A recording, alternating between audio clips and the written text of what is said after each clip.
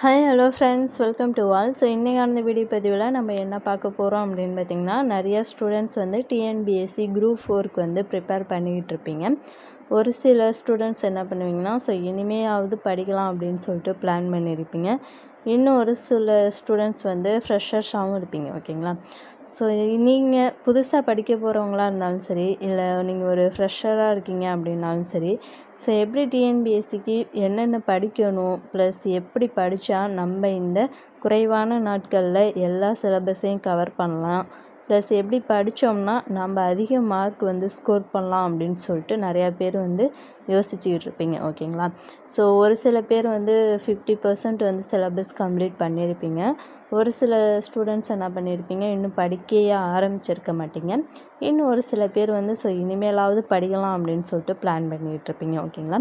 So நான் வந்து என்ன சொல்வேன்னா, ஸோ இனிமேல் படிக்க போகிறேன் அப்படின்னு சொல்லிட்டு பிளான் பண்ணுறவங்களும், இல்லை ஃப்ரெஷராக இருக்கீங்க, நான் வந்து இப்போ தான் வந்து டிஎன்பிஎஸ்சிக்குள்ளேயே என்ட்ராக போகிறேன், படிக்க போகிறேன் அப்படின்றவங்க நான் சொல்கிற பிளான் படி படிச்சிங்கன்னா, அதாவது மேக்ஸில் வந்து இந்த டாபிக் மட்டும் படிங்க, ஜிகேயில் இந்த லெசன் மட்டும் படிங்க, நீங்கள் தமிழ் வந்து இவ்வளோ மட்டும் படித்தா போதும் அப்படின்னு சொல்லிட்டு நான் ஒரு ஸ்மார்ட் பிளான் வந்து ரெடி பண்ணி கொடுப்பேன். ஓகேங்களா?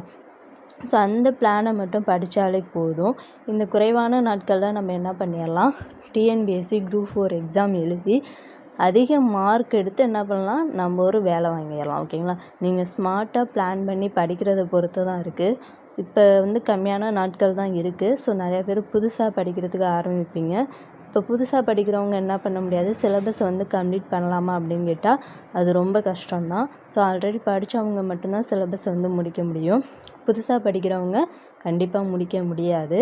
ஸோ அதனால் நீங்கள் ஸ்மார்ட்டாக பிளான் பண்ணி படித்தா மட்டும்தான் எக்ஸாம்குள்ளே சிலபஸை வந்து ஓரளவாவது முடித்து நம்ம வந்து ஒரு 175க்கு மேலேயாவது என்ன பண்ணலாம், மார்க் வந்து எடுக்கலாம். ஓகேங்களா?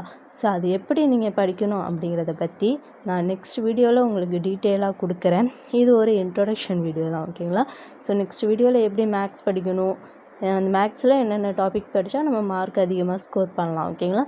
அதே மாதிரி தமிழ், ஜிகே இதெல்லாம் வந்து எப்படி படித்தா, அதாவது எந்தெந்த லெசன் படித்தா அதிக மார்க் வந்து ஸ்கோர் பண்ணலாம் அப்படிங்கிறத பற்றி நான் சொல்கிறேன். ஸோ புதுசாக படிக்கிறவங்க நான் சொல்லக்கூடிய இந்த லெசன்ஸை மட்டும் படித்தாலே நம்ம அதிகமான மார்க் வந்து எடுக்கலாம். ஓகேங்களா? ஸோ இந்த வீடியோ வந்து உங்களுக்கு யூஸ்ஃபுல்லாக இருந்துச்சுன்னா இந்த வீடியோவுக்கு ஒரு லைக் பண்ணிட்டு மறக்காமல் நம்ம சேனலை வந்து சப்ஸ்கிரைப் பண்ணிக்கோங்க. அப்போ தான் நெக்ஸ்ட் வீடியோவில் ஒரு ஸ்மார்ட் பிளான் வந்து நம்ம எப்படி படிக்கலாம் அப்படிங்கிறத பற்றி கொடுப்பேன். அது வந்து உங்களுக்கு நோட்டிஃபிகேஷனாக வரும். ஓகேங்களா? ஸோ அதனால் சப்ஸ்கிரைப் பண்ணி வச்சுக்கோங்க. இந்த வீடியோ உங்களுக்கு யூஸ்ஃபுல்லாக இருந்துச்சுன்னா இந்த வீடியோவுக்கு ஒரு லைக் பண்ணிடுங்க. Thank you to all.